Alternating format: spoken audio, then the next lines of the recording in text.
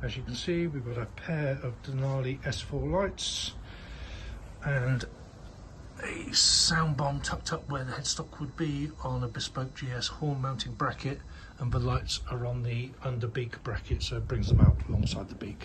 Got the CANsmart controller all velcroed down, and which then plugs into the TPMS, which is that unit there. Usual CAN bus operation or CANsmart controller operation on the grounds of indicate left, that light's turned off, indicators active, other lights still functioning, and vice versa. See it on there? Yeah, there you go. Anything to do with a high beam, and they're straight up to 100%. And if you're filtering through traffic and use your hazards, then you've got them strobing alternately to the headlight, to the indicators. And of course, if you hit the dreaded sound bomb, they will also